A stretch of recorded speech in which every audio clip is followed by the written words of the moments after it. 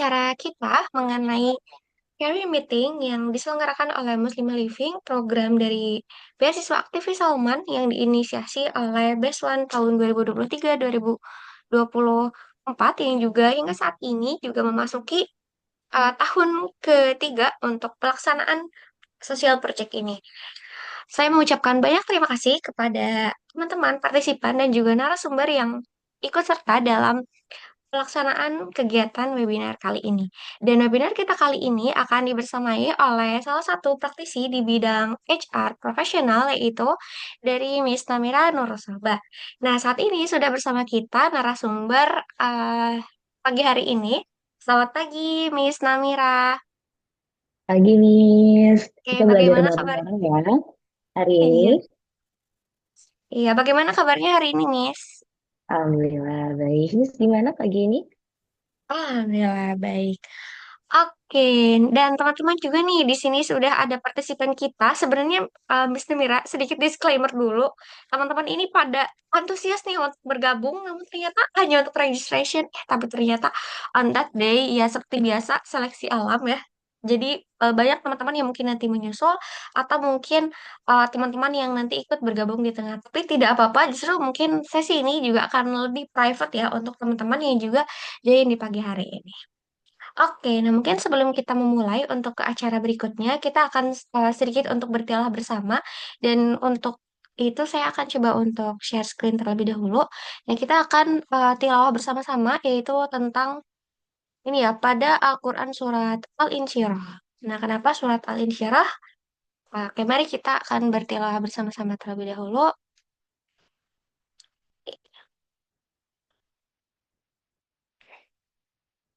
Oke, sebentar.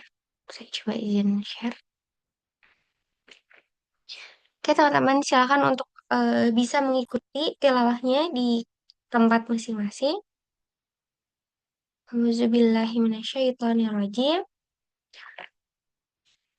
Oke. Sebentar, teman-teman. Sudah terlihat layarnya?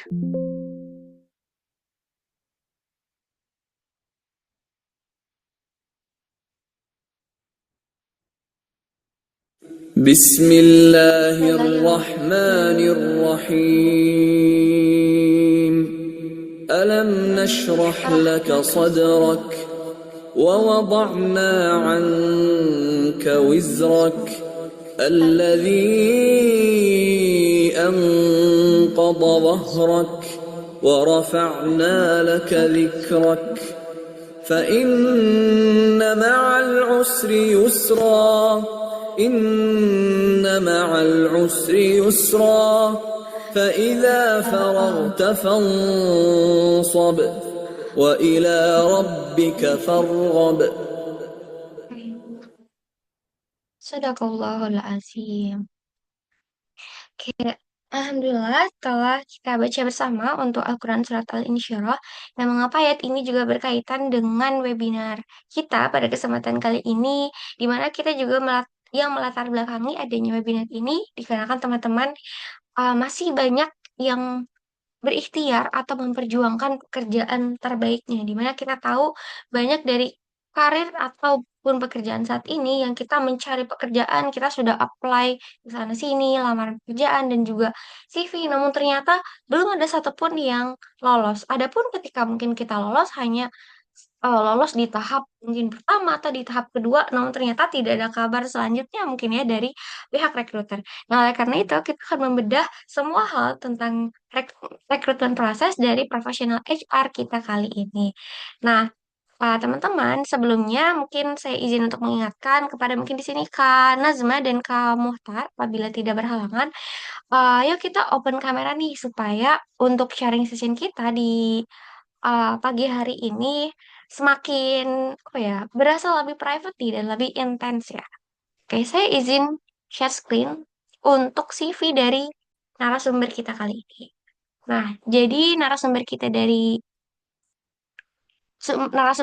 dari profesional HR ini merupakan Miss Namira Nursobah. Beliau ini merupakan seorang alumni atau mungkin lulusan dari Master of Psychology dengan berbagai professional HR experience dalam bidang education, finance, dan juga berbagai skills profesional di bidang HR. Nah, kemudian dari Miss Namira ini merupakan alumni dari Universitas Muhammadiyah Malang untuk master dan juga untuk S1-nya di Brawijaya University.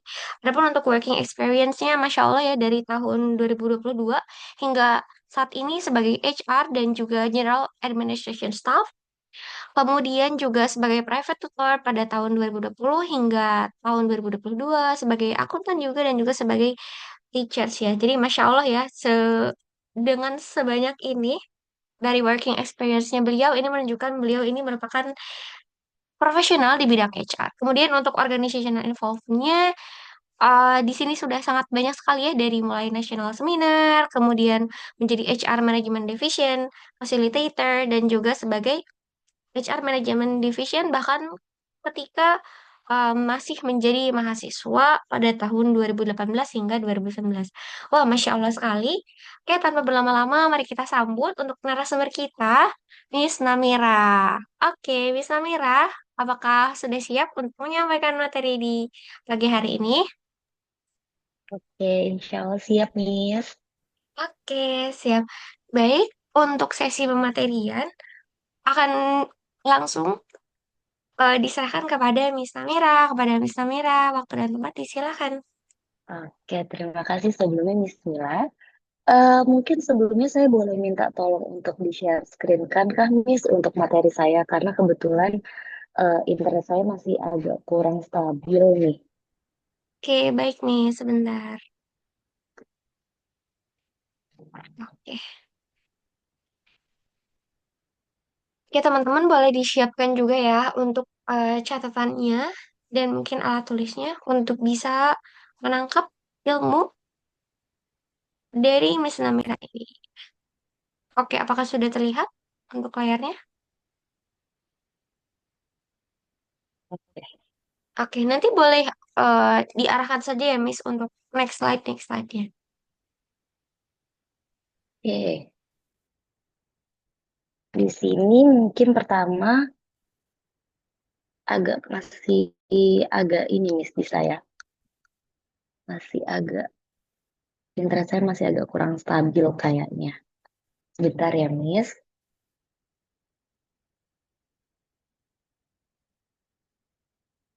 Oke, saya izin buka ya untuk pembelajaran kita pada hari ini. Assalamualaikum warahmatullahi wabarakatuh. Waalaikumsalam warahmatullahi wabarakatuh.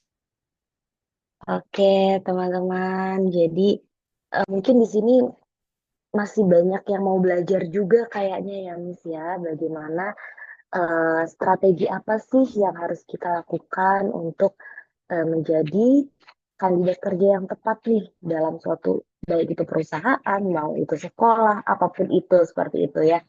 Jadi di sini nanti kita akan membangun strategi yang tepat dan niat yang lurus dalam ikhtiar untuk mencari kerja seperti itu. Eh Mungkin teman-teman juga beberapa masih ada yang merasa gitu ya, aku kok sudah berusaha tapi kok belum juga keterima kerja ya, kayak gitu. Apa ya yang salah dari aku? Nah, jadi di sini nanti kita belajar bareng-bareng ya teman-teman ya, bagaimana strategi yang tepat nih untuk menjadi kandidat kerja. Seperti itu. Bisa di next, Miss?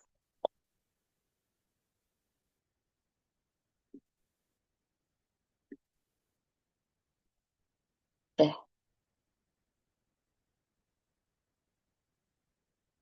oke. Di sini saya mulai dari analogi dulu, dari sebuah film. Mungkin teman-teman juga udah tahu ya tentang film ini, yaitu film Harry Potter, The Goblet of Fire gitu. Nah, kenapa saya kasih contoh analogi di film ini? Karena di film ini tuh ada satu momen ketika nama-nama peserta yang dipilih melalui Goblet of Fire, yaitu semacam seleksi besar yang hanya dipilih oleh orang-orang tertentu. Banyak banget yang mau terpilih di dalam seleksi ini. Banyak juga yang merasa mampu, banyak juga yang eh, merasa paling hebat seperti itu. Tapi yang menarik dari film ini adalah akhirnya yang bisa masuk ke dalam permainan ini, yang tergabung di dalam seleksi itu bukan hanya orang-orang yang ingin seperti itu, tapi justru orang-orang yang memenuhi kriteria dan siap menghadapi tantangan di dalamnya. Seperti itu. Nah, teman-teman, bisa dibilang bahwa dunia kerja ini mirip juga nih seperti film ini. Karena setiap lowongan kerja itu adalah Goblet of Fire versi real life seperti itu. Banyak yang apply, banyak yang berharap terpilih.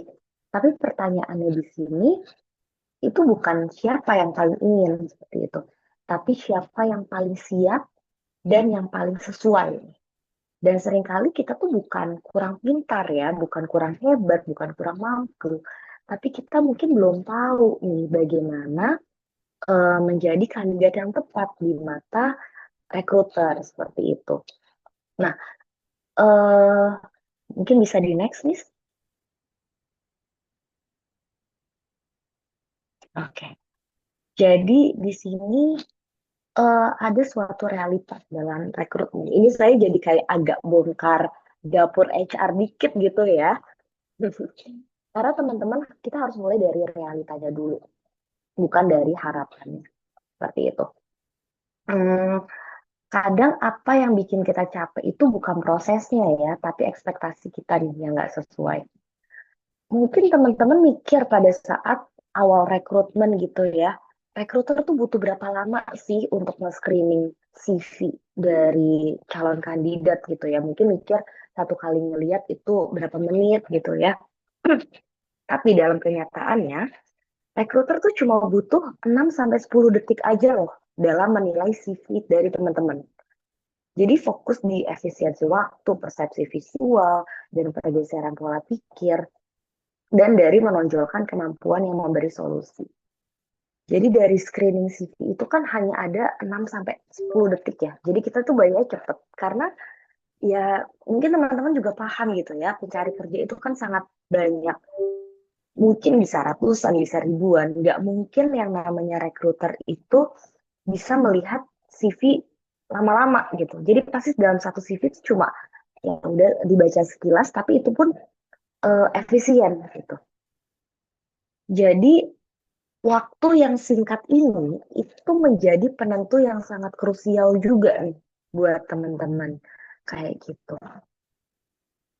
Nah, gimana sih cara kita bisa terlihat dari sekian detik itu?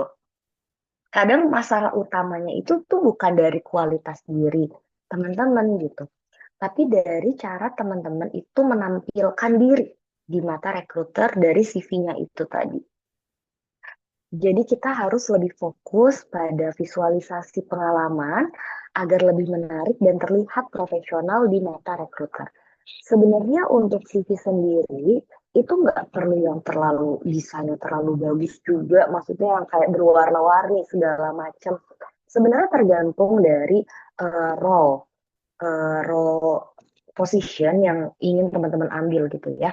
Mungkin kalau memang role yang ingin teman-teman ambil memerlukan desain di dalamnya, oke lah, membutuhkan memang CV yang desainnya bagus secara visual, maksudnya berwarna-warni seperti itu ya.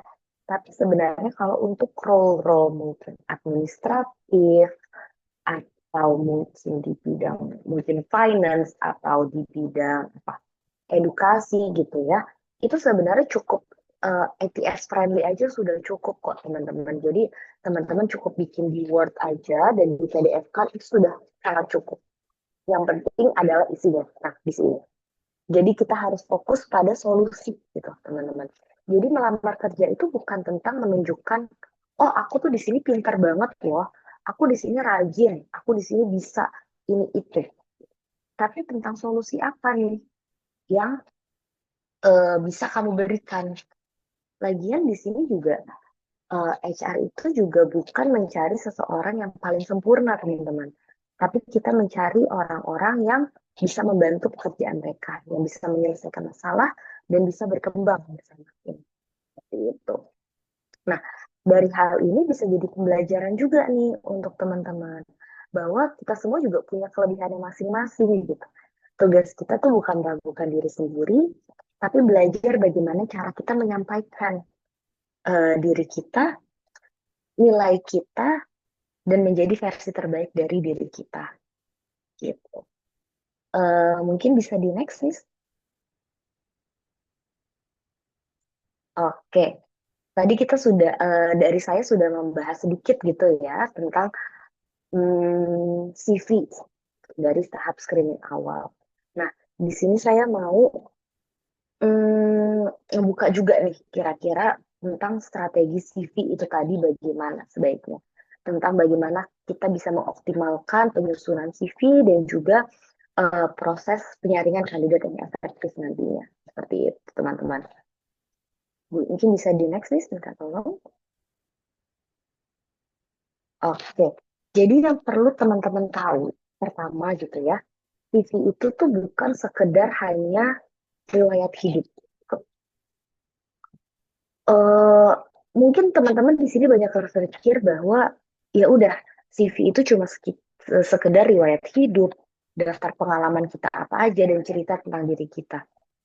Tapi sebenarnya itu nggak salah, itu benar juga gitu ya. Tapi itu nggak cukup teman-teman. Karena apa? CV itu tuh bukan cuma tentang diri kita. Cuma CV ini tuh alat marketing seperti itu. Alat marketing diri kita. Mungkin teman-teman bisa membayangkan gitu ya. Kalau misalnya teman-teman lagi buka online shop nih, terus pas kalian nge-scroll, dilihat ada satu produk baju gitu ya. Kira-kira bakal kepikiran nggak untuk kita beli kalau semisal yang jadi deskripsi dari baju tersebut cuma baju bagus, bahan nyaman. Mungkin apa ya, itu kan subjektif sekali seperti itu ya. Kita di sini butuh detail nih, kita butuh bukti, kita butuh alasan untuk percaya. Nah, HR pun juga sama. CV kita di sini itu menjadi produk kita tuh, yang akan mereka lihat secara sekilas dalam beberapa detik itu tadi. Untuk akhirnya HR bisa memutuskan, wah ini kira-kira bakal lanjut atau di skip nih, gitu. Jadi strategi produk di sini yang sangat dibutuhkan. Dan kesan pertama itu tadi, karena kesan pertama itu eh, krusial sekali ya dan sulit untuk diulang seperti itu. Jadi dari sekali lihat CV itu diharapkan bisa memberi kesan pertama yang baik seperti itu. Bisa di next, please?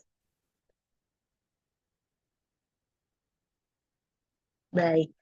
Lalu di sini dari CV tersebut kita harus ubah nih cara kita menulis. Dari yang awalnya kita cuma menuliskan eh, tasnya aja, maksudnya kayak mungkin beberapa ada yang nulis kayak bertanggung jawab mengolah data, bertanggung jawab kegiatan apa, menghandle customer, bla bla bla bla bla. Sebenarnya kelihatannya benar, tapi mungkin eh, masalahnya ini semua semua orang juga bisa gitu menulis hal yang sama. Dan kalau semua orang terlihat sama di mata HR, ya nggak ada alasan untuk HR untuk butuh tahu lebih dalam akan apa yang kita kerjakan seperti itu. Jadi yang perlu diketahui, HR tuh butuh tahu nih apa sih dampak dari pekerjaan kita gitu. Jadi mungkin yang tadinya cuma tulisannya tasnya itu bertanggung jawab atas pengelolaan data gitu ya. Tapi lebih yang dituliskan adalah impact-nya. Jadi misalnya seperti di sini tertulis telah mengelola 200 lebih data dengan efisiensi sekian persen seperti itu. Jadi di sini ada hasil nyata yang terlihat kayak gitu.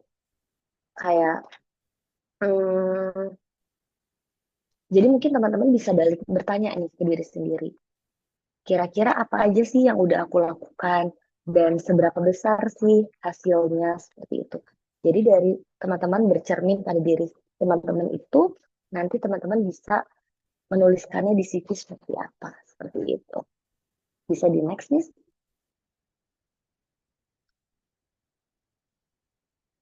Oke.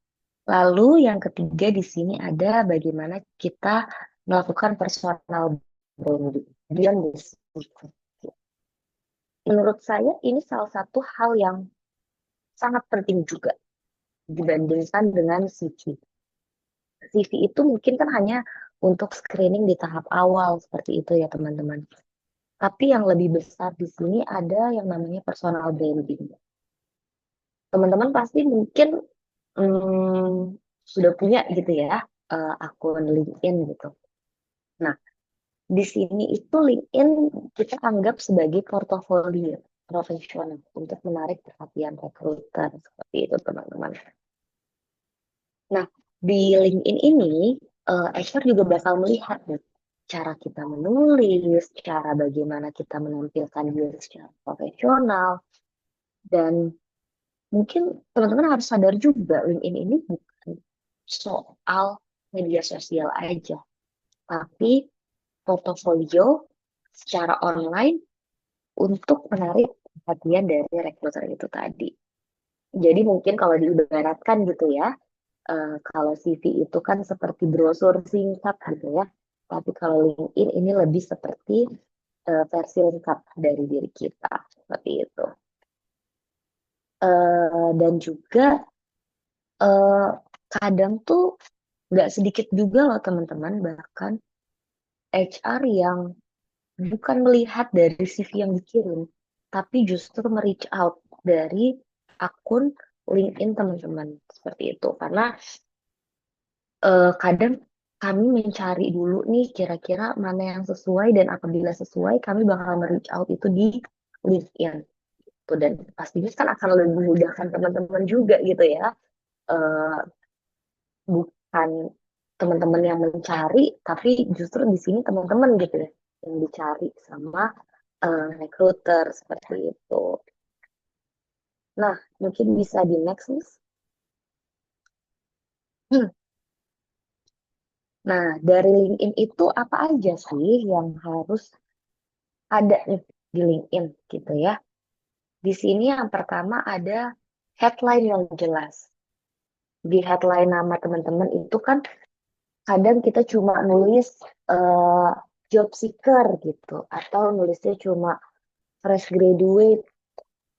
Tapi di sini eh, bisa diubah nih menjadi lebih kuat lagi gitu, supaya bisa lebih menarik di mata rekruter seperti itu.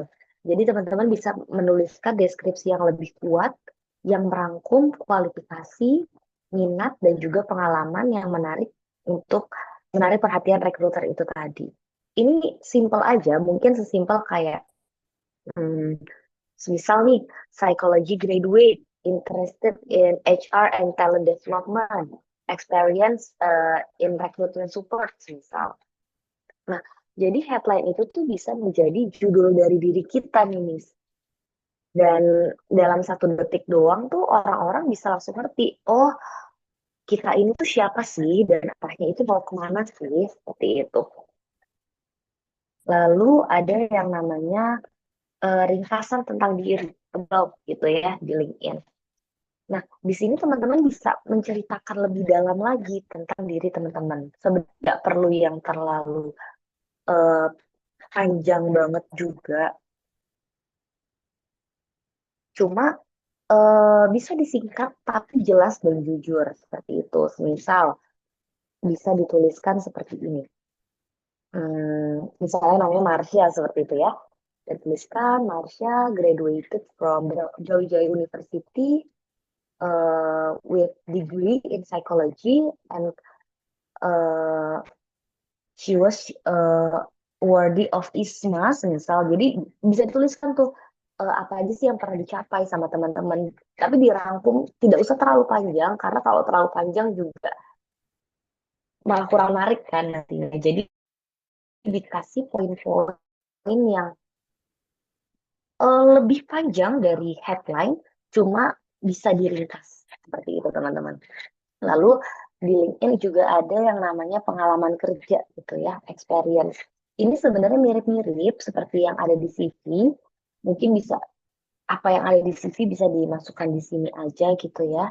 Tapi persis seperti yang ada di CV tadi, yang dituliskan jangan hanya tugasnya, tapi yang teman-teman masukkan di situ gitu. Dan akan lebih baik juga nih kalau di pengalaman tersebut teman-teman juga bisa disertai nih dengan foto-foto project yang pernah teman-teman jalani supaya itu bisa memperkuat lagi secara visual bukti gitu ya bahwa memang teman-teman sudah melaksanakan project-project tersebut seperti itu. Lalu ada yang namanya skills and endorse gitu ya. Di sini juga eh, bisa dicantumkan nih kemampuan yang relevan dengan bidang teman-teman gitu ya. Dan endorsement di sini juga bisa minta bantuan loh, eh, endorsement dari teman-temannya teman-teman untuk memperkuat kredibilitas nih dari profil teman-teman itu tadi. Bahkan kalau semisal nih contohnya juga ada postingan di LinkedIn nih tentang info locker gitu ya, yang mana lokernya ini cukup sesuai nih dengan bidangnya teman-teman gitu ya. Bisa banget loh minta tolong eh, kenalan-kenalannya untuk mengkomen di postingan tersebut dan men-tag teman-teman di situ gitu ya. Dan itu kan jadi apa ya, lebih engaging gitu kan dan menampilkan bahwa oh kita tuh punya koneksi loh seperti itu ya. Yang mana koneksi ini bisa membuktikan bahwa kita ini adalah sosok yang kredibel di bidang tersebut seperti itu. Dan juga yang sering kita lupakan itu adalah post and activity gitu ya. Nah, di post and activity itu sebenarnya mirip kayak apa ya? Mungkin kalau teman-teman punya Twitter gitu ya, mirip kayak tweet kali ya. Jadi kita bagaimana, tapi kalau LinkedIn ini kan konteksnya lebih ke profesional gitu ya. Jadi kira-kira apa aja sih yang bisa kita post di LinkedIn gitu ya. Mungkin teman-teman bisa sharing pengalaman magang atau insight dari webinar atau semisal jurnal yang saat ini lagi teman-teman minati nih kayak gitu atau mungkin achievement teman-teman misal ada menang lomba atau teman-teman habis melakukan suatu diskursus kayak gitu. Jadi nggak sebenarnya di postingan ini nggak perlu teman-teman terlihat yang paling pintar seperti itu nggak perlu. Cuma lebih kayak hmm, kelihatan gitu teman-teman itu aktif dan mau untuk berkembang seperti itu. Jadi mulai sekarang coba deh teman-teman bisa lihat lagi ke LinkedIn-nya teman-teman bukan sebagai formalitas aja, tapi lebih sebagai representasi dari kita di dunia profesional kayak gitu. Karena bisa jadi kesempatan itu bukan datang dari CV seperti yang saya bilang tadi gitu ya, tapi LinkedIn yang rekruter temukan dan membuat teman-teman di reach out oleh rekruter itu tadi. Seperti itu. Mungkin bisa di next, please. Oke, tadi kita sudah ngomongin terkait strategi untuk CV seperti itu ya. Nah, di sini saya mau ngomongin soal strategi pada saat interview gitu ya. Udah mulai ke tahap yang selanjutnya nih. Tadi kan CV kan tahap awal. Nah, untuk interview ini wawancara itu adalah tahap selanjutnya setelah teman-teman sudah ter-screening di tahap CV seperti itu. Nah, kira-kira apa aja sih yang perlu kita persiapkan untuk interview tersebut? Mungkin bisa dibantu next, nih. Oke, yang pertama kita harus lakukan adalah kita harus mengubah cara pandang dulu nih akan interview itu tadi. Kadang teman-teman hmm, sadar juga nggak sih, kadang yang paling berimpact untuk diri kita tuh adalah pola pikir, gitu ya. Pola pikir kita dalam memandang suatu hal, termasuk interview itu sendiri. Nah, teman-teman harus tahu nih, interview di sini tuh bukan sidang loh. Jadi bukan tempat untuk penghakiman, bukan tempat untuk di apa ya, kayak dijudge gitu ya. Tapi interview di sini tuh lebih seperti percakapan dua arah seperti itu teman-teman. Yang mana percakapannya itu setara antara pemberi dan juga kandidatnya gitu. Nah, di interview ini tuh kandidat dan juga pemberi kerja itu kan bisa saling menilai seperti itu ya. Jadi bukan cuma menilai kandidat, tapi sebagai kandidat kita juga bisa menilai nih akan perusahaan yang kita lamar seperti itu. Dari sini mungkin teman-teman kan akan merasa, oh posisi kita setara nih, antara kita pencari kerja dan juga pencari kerja. Dengan teman-teman memposisikan diri secara setara, teman-teman nanti akan merasa lebih apa ya, bisa lebih santai seperti itu ya, bisa lebih merasa nggak grogi gitu ya, dan bisa akhirnya nanti menjadi tampil secara otentik menjadi diri sendiri seperti itu. Mungkin bisa di next nih.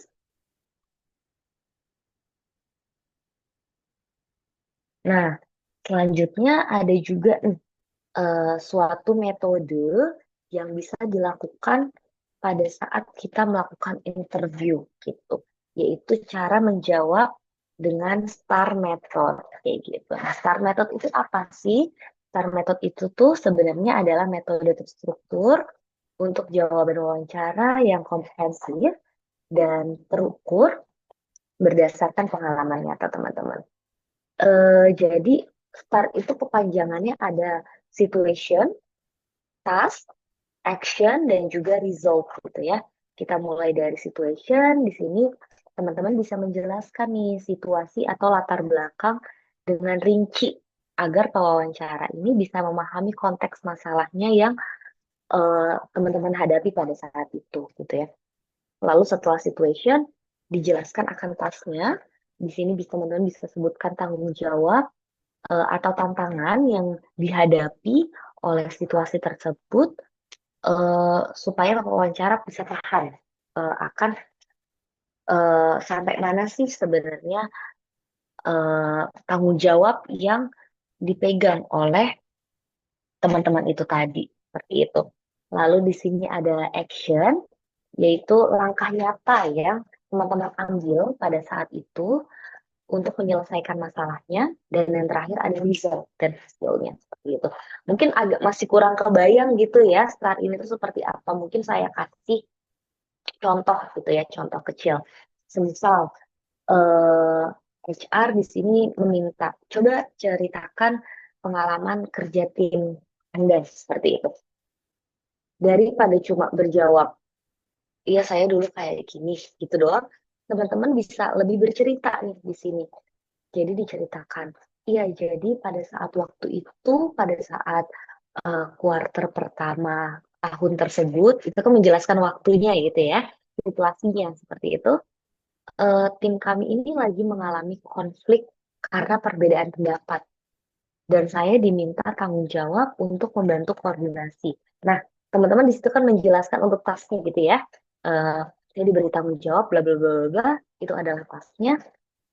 Lanjut, saya mencoba untuk mengajak diskusi dulu nih satu persatu untuk mencari titik tengahnya. Nah, hal itu yang menjadi action dari teman-teman. Dan akhirnya teman-teman bisa menjelaskan resultnya, akhirnya project itu bisa selesai tepat waktu, bla bla bla bla bla, seperti itu. Jadi teman-teman harus ingat situation, task, action, dan result gitu. Jadi dari STAR method ini bisa terasa lebih hidup untuk jawaban teman-teman. Jadi teman-teman itu jawabnya bukan ngalor ngidul gitu ya, nggak juga terlalu sebentar, maksudnya terlalu sedikit gitu ya, tapi jelas dan juga efisien. Seperti itu. Bisa di next. Baik. Lalu di sini ada, ini sebenarnya tips dari saya pribadi sih, karena ini seringkali saya lakukan juga pada saat saya hmm, sedang menjadi job seeker seperti itu ya. Tapi hal ini sempat teman-teman saya lakukan juga dan ternyata lumayan efisien loh teman-teman. bahwa di era apa ya, yang dikit-dikit AI gitu ya, dikit-dikit AI, dikit-dikit AI, tapi kita bisa memaksimalkan bantuan AI tersebut. Bagaimana sih caranya? Yang pertama kita bisa meminta soal-soal. Kita bisa meminta ke AI tersebut. Mungkin misalnya teman-teman biasanya pakai apa? ChatGPT atau eh, Gemini mungkin ya. Jadi teman-teman bisa minta untuk memberi si AI ini memberikan kira-kira list pertanyaan apa aja sih yang akan ditanyakan oleh recruiter untuk job role ini, misal. Nah, dari situ, tapi minta untuk AI tersebut tidak langsung memberikan jawaban yang baik gitu ya. Tapi minta AI tersebut untuk bilang bahwa nanti akan kita yang jawab dan minta untuk kita diberikan evaluasi. Jadi dari pertanyaan-pertanyaan tersebut, nanti kita coba berikan jawaban ke AI itu dengan sungguh-sungguh seolah-olah emang pada saat ini kita memang lagi dihadapkan dengan wawancara seperti itu. Jadi dari sini kita bisa melatih kemampuan critical thinking kita juga kan dalam menjawab pertanyaan-pertanyaan tersebut. Lalu setelah kita memberikan jawabannya, kita bisa minta dievaluasi secara brutal seperti itu. Kenapa saya bilang brutal? Karena eh, kita mau AI ini menilai kita secara jujur gitu ya. Dan kita harus tahu nih, apa aja sih yang harus kita perbaiki? Apa aja kekurangan-kekurangan yang masih ada di dalam diri kita. Nah, feedback itu kan nggak bisa selalu apa ya, selalu halus seperti itu. Nggak bisa selalu maunya kita dibaik-baikin gitu ya. Tapi kita butuh yang jujur, yang brutal supaya kita bisa belajar ke depannya. Jadi kita tahu apa yang harus kita perbaiki. Nah, di latihan dengan AI ini juga bisa ngebantu juga loh buat teman-teman yang mungkin overthinking gitu ya, kurang pede dan takut salah ngomong gitu ya. Jadi kan ibaratnya ini masih latihan gitu. Jadi kita nggak perlu khawatir salah pada saat kita latihan ini. Karena nanti semakin teman-teman latihan, teman-teman juga akan semakin paham bagaimana cara kita menjawab dan nantinya akan mengurangi kegrogian itu tadi juga. Seperti itu. Mungkin bisa dibantu next, Miss? Oke. Nah, sekarang kita masuk ke bagian yang menurut saya ini sebenarnya paling penting juga nih di antara semuanya. Bahkan bisa dibilang lebih penting dari CV, lebih penting dari kita interview, yaitu tentang mindset kita tentang bekerja itu tadi. Mungkin kalau boleh jujur ya, masih banyak nih, bahkan saya pribadi pun sebelumnya itu juga merasa ketika kita melamar suatu pekerjaan, apa yang paling sering ada di pikiran kita itu adalah, oh aku butuh kerja supaya nggak tergantung sama orang lain, atau aku butuh kerja supaya bisa mandiri, aku butuh kerja supaya punya uang kayak gitu. Sebenarnya hal itu ya salah, itu benar. Cuma coba deh kita bisa mm, mengganti mindset kita dari hal-hal tersebut lebih seperti eh, oh aku mau kerja supaya aku bisa memberikan manfaat seperti itu. Mungkin kelihatannya akan sederhana seperti itu ya. Tapi kak dampaknya ini cukup besar. Ini kalau di diri saya juga ya, saya sembari agak cerita sedikit gitu. Kenapa dampaknya cukup besar? Karena saat kita punya mindset butuh, kita cenderung akan lebih mudah lelah, lebih mudah kecewa, seperti itu. Lebih mudah merasa, kok aku belum dapat apa-apa ya, kok aku masih gini-gini aja ya, gitu. Tapi kalau mindset kita untuk memberikan manfaat, kita akan bisa menjadi lebih kuat, lebih tahan akan proses, dan juga lebih punya makna nih dari setiap usaha yang kita berikan. Seperti itu. Dan juga Kita bisa next terlebih dahulu.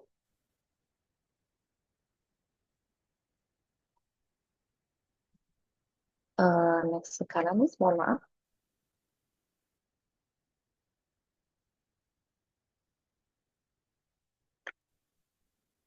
Oke. Nah, dari mindset tersebut kita bisa tarik benang merah menjadi 3 nilai utama untuk menanamkan nilai dasar untuk membentuk karakter profesional kita. Yang pertama di sini ada integritas, seperti itu.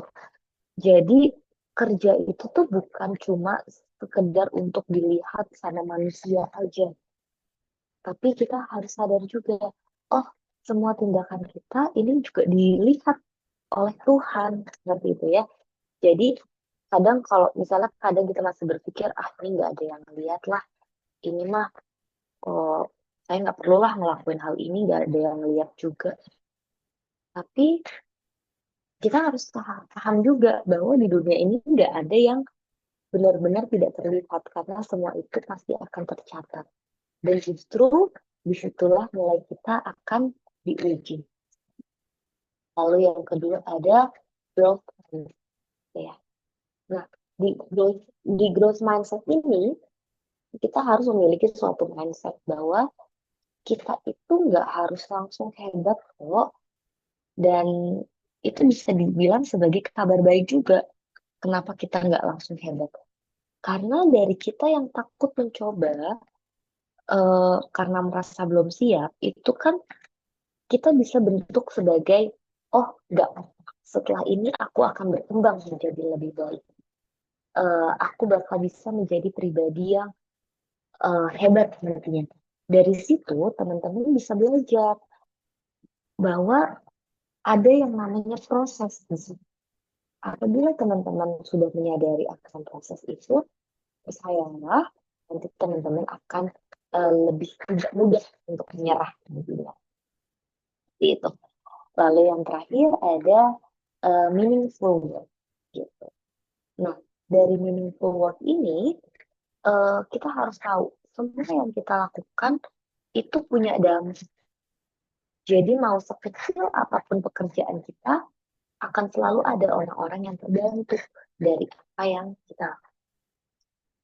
Dan apabila kita sadar akan hal itu, nanti kerja kita itu bukan cuma sekedar rutinitas aja, tapi menjadi sesuatu hal. Jadi mungkin sebelum kita berfokus ke, aku harus keterima kerja di mana ya, eh, mungkin aku ingin teman-teman tanya dulu ke diri sendiri.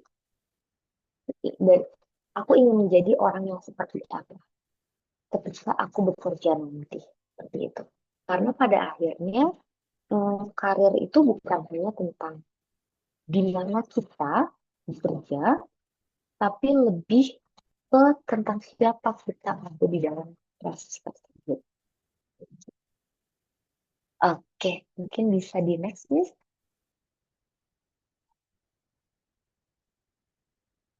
Oke, jadi teman-teman tadi saya rangkum sedikit seperti itu ya dari yang sudah saya sampaikan tadi.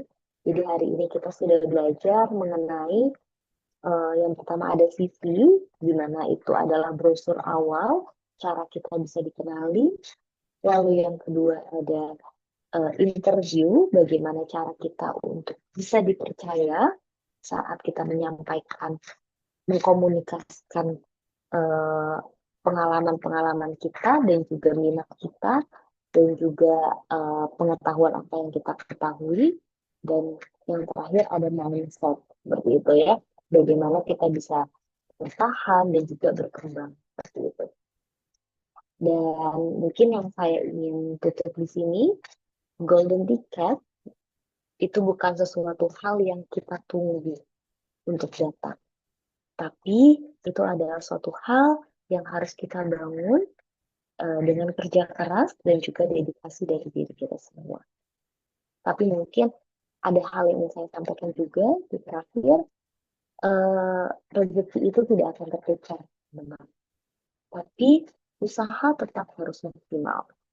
Jadi semoga semua langkah kita mencari kerja itu bukan cuma mendekatkan kita pada karir, tapi juga cara kita untuk beribadah. Seperti itu ya teman-teman. Baik, terima kasih. Mungkin itu adalah materi yang bisa saya sampaikan. Assalamualaikum warahmatullahi wabarakatuh. Bisa saya kembalikan kepada Bismillah. Silakan. Waalaikumsalam warahmatullahi wabarakatuh. Wah, Masya Allah, teman-teman. Ternyata ya, ada banyak sekali nih rahasia yang langsung Miss Namira itu share sebagai POV dari HR. Nah, Masya Allah ya, karena udah sangat mengulik berbagai rahasia-rahasianya, ini adalah waktu untuk teman-teman. Boleh nih, apabila teman-teman ada pertanyaan atau hal yang mungkin ingin ditanyakan langsung kepada HR, boleh untuk langsung disampaikan nih sebelum nanti kita akan menuju ke next session untuk review CV, beberapa CV yang masuk. Mungkin boleh nih teman-teman yang mau bertanya, boleh untuk raise hand atau diketik di kolom chat. Silakan teman-teman. Oke, mungkin ya sambil kita menunggu nih teman-teman raise hand atau melalui kolom chat ada beberapa pertanyaan yang mungkin sebelumnya juga sudah masuk ya Miss, dari apa ya, dari pre-event kita yang mungkin beberapa yang sudah kita tampung. It's okay kan Miss ya sambil kita menunggu. Oke, mungkin kita akan bedah karena kita juga apa ya, membuat webinar bukan tanpa alasan tapi ada latar belakangnya gitu ya. Nah, dari beberapa pertanyaan ini mungkin pertanyaan yang pertama. Nah, menurut Miss, kan kita nih sebagai job seeker, ketika kita tahu gitu ya ada berbagai loker, boleh nggak sih kita melakukan strategi sebar jaring gitu ya, ketika misal kita apply ke berbagai tempat gitu ya. Eh, tapi kan karena ketika mungkin kita coba kayak di Glints atau mungkin di LinkedIn, kan kita langsung apply banyak, tapi kan beberapa yang hiring prosesnya itu mungkin nggak ada info atau mungkin tiba-tiba ngilang atau bahkan di reject sama HR-nya. Nah, itu kira-kira boleh nggak sih Miss? Karena mungkin kayak ada worst case-nya mungkin banyak dari kita yang bahkan apply sampai 10 tapi ternyata nggak ada yang masuk. Tapi ini mungkin ya dari pengalaman saya juga, saya pernah apply nih banyak, tiba-tiba keterimanya juga banyak gitu. Nah itu kayak pertimbangannya gimana ya Miss? Mungkin kayak dari kayak the good things-nya atau mungkin kayak the worst case-nya tuh seperti apa? Mungkin itu dulu Miss, boleh di-sharekan jawabannya Miss? Oke, baik. Jadi kita ngomongin soal metode tebar jaring itu Hmm, tadi ya. Sebenarnya kalau dari sudut pandang kami sebagai HR hmm, itu bukan hal yang salah juga kok, Miss, gitu. Karena pasti setiap kadang kita ada kala kita udah desperate banget gitu ya. Kayak ya udahlah di mana aja deh kayak gitu. Tapi akhirnya wah kok keterimanya banyak ya ternyata. Tapi nggak perlu khawatir kalau menurut saya ya. Karena di dunia HR itu hal yang sangat lumrah. Semisal memang nanti kita sudah memberikan tawaran kepada kandidat, tapi mereka yang memilih untuk withdrawal. Itu hal yang sangat lumrah dan nggak masalah juga untuk ngelakuin hal seperti itu. Karena nantinya kan kita sendiri juga ya yang akan menjalani. Makanya yang saya bilang tadi di awal bahwa kita harus punya mindset bahwa pencari kerja dan penerima kerja itu ada di level yang sama. Seperti itu. Kita mencari kerja dan pencari kerja itu juga sedang membutuhkan sumber daya manusia. Jadi basically kita ada di apa ya, ada di level yang sama gitu. Jadi nggak bukan cuma soal mm, kita jadi kandidat yang paling baik, tapi kita juga harus bisa memfilter juga apakah perusahaan ini sesuai dengan diri kita seperti itu. Karena mau sebaik apapun perusahaan atau tempat kerja apapun, yang paling baik adalah yang sesuai dengan diri kita seperti itu. Semisal nih ada perusahaan yang menawarkan bekerjanya itu jam kerjanya fleksibel kayak gitu kan. Nah, mungkin itu akan baik di beberapa orang. Tapi mungkin ada juga pribadi yang, oh enggak, aku lebih suka hal yang lebih saklek. Aku lebih suka bekerja itu ya 9 to 5 aja, kayak gitu. Jadi kita ada di tahap level yang sama, jadi nggak salah untuk hal itu. Karena bukan cuma soal kita harus jadi kandidat yang baik, tapi juga kita harus mencari tempat kerja yang baik. Seperti itu sih. Oke, Masya Allah. Ternyata berarti kayak kita juga berhak gitu ya mungkin untuk menentukan itu ya. Oke, mungkin selanjutnya, Miss. Nah, ini mungkin terkait dengan yang kita lagi ngehits juga ya, yang mungkin kayak bukan ngehits sih, yang mungkin menjadi tren terutama bagi para Gen Z nih. Sebenarnya Miss ada ada yang mau masuk. Teman-teman, kalau misalnya ada pertanyaan atau mungkin apa ingin di atau raisan boleh untuk langsung ya. Ya, boleh. Mungkin. Oke, maaf ya teman-teman, ada iklan. Oke, nah ini ya Miss, mungkin kan dari beberapa para pencari kerja, karena kan sekarang Gen Z sudah memasuki dunia pekerjaan nih Miss. Banyak dari kita yang punya paradigma bahwa kayak pekerjaan itu, bahwa mental health itu kayak nomor satu gitu, kayak is number one. Nah, karena mungkin kita mencari tempat kerja yang mungkin ideal, mungkin kayak anti stres atau mungkin kayak kita menghindari yang work overload itu sangat tinggi dan ya mungkin kadang kayak dari kebiasaan atau kayak dari kita yang mungkin kayak punya prinsip kayak dikit-dikit resign atau kayak mungkin udah stres dikit tuh pengen kepikiran resign. Nah, itu menurut Misti kayak gimana sih tentang POV sebagai HR ya mungkin ketika kita atau job seeker ini ya punya pemikiran atau kayak ya mental seperti itu. Nah, itu kira-kira gimana, Miss? Oke, ini kebetulan karena saya juga dari lulusan psikologi gitu ya. Jadi memang sebenarnya mental health itu memang sangat penting ya untuk diri kita. Karena ini akan mempengaruhi cara kita bekerja juga. Seperti itu. Misal nih, kita udah jadi pribadi yang baik. Kita udah punya pengalaman yang baik segala macam. Pengetahuannya juga sudah bagus. Cara kita bekerja sudah bagus. Tapi tiba-tiba kita dihadapkan dengan suatu stres gitu ya. Yang mana itu malah membuat kita jadi tidak produktif. Jadi mental health di sini juga sangat penting sebenarnya teman-teman. Tapi teman-teman harus ngebedain juga nih. Ini jadi ada agak ngelenceng sedikit gitu ya, Miss, dari topik yang kita bahas pada hari ini. Mungkin saya ingin menjelaskan ada dua jenis stres. Seperti itu. Jadi ada yang namanya eustress dan ada yang namanya distress. Seperti itu. Bedanya apa sih antara eustress dan distress ini? Eustress itu adalah stres yang membuat kita berkembang. Seperti itu. Jadi pada saat kita belajar, pada saat kita apa ya, pada saat kita dulu mungkin sedang di bangku kuliah dan sedang membaca jurnal segala macam, pasti teman-teman akan merasa capek sekali gitu kan, kayak ya ampun aku capek banget harus harus belajar gini gini gini gini. Tapi dari stres tersebut itu yang membuat kita menjadi berkembang seperti itu. Itu yang dinamakan sebagai eustress. Jadi walaupun kita merasakan stres, tapi stres ini yang ibaratnya kayak memecut gitu ya, memecut diri kita untuk menjadi berkembang. Itu adalah stres yang baik seperti itu. Dan ada yang namanya distress.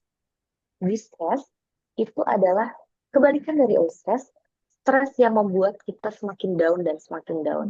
Jadi sebenarnya ini tuh bisa dibilang sebagai mindset juga sih, Miss, gitu. Bagaimana kita melihat, memandang stres itu tadi. Apakah kita mau membiarkan stres ini terus membawa kita ke lubang yang dalam, ke lubang yang gelap, atau stres ini justru membangkitkan diri kita, memecut diri kita, kayak gitu. Jadi jangan dikit-dikit, aku stres aku nggak mau, aku stres aku nggak mau, gitu.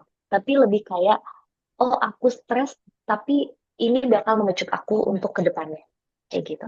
Tapi apabila semisal memang hal itu memang sudah benar-benar nggak bisa memecut diri kita lagi dan bahkan malah terus membawa kita untuk jatuh, mungkin kita memang ada waktunya untuk stop seperti itu. Dan kita mulai untuk regulasi emosi kita. Tapi mungkin kalau untuk hal itu akan lebih baik jika yang ngomong adalah seorang profesional psikolog kali ya, Miss ya. Karena kebetulan kalau saya pribadi, saya bukan profesional di bidang. Maksudnya bukan profesional psikolog klinis seperti itu. Tapi mungkin itu yang bisa saya sampaikan. mental health itu penting, tapi kita juga harus memiliki mindset bahwa stres ini akan memicu kita ke arah yang lebih baik. Seperti itu. Masya Allah, ini sangat sangat sekali ya untuk kita yang Gen Z yang juga sebagai job seeker ini, atau mungkin sebagai ya. Oke, ada pertanyaan dari Kak Ida Lestari. Permisi, Ibu. Saya izin bertanya. Jika daftar beberapa loker dan belum ada informasi sampai 1 minggu, atau bahkan lebih gitu ya, ada beberapa yang seperti itu, lebih baik daftar lagi ke loker lainnya atau nungguin sampai ada jawaban dulu, atau bagaimana, Ibu? Itu O- pertanyaan dari Kak Ida. Oke Kak, ini mungkin agak mirip sama pertanyaan pertama tadi kali ya Miss ya. Hmm. Pada saat ya kita mungkin desperate juga nih, kayak kita pengennya cepat dapat kerja gitu ya. Tapi eh, belum dapat jawaban-jawaban yang balik lagi seperti yang saya jawab tadi bahwa nggak masalah kok kalau teman-teman itu langsung menyebar di banyak tempat kayak gitu.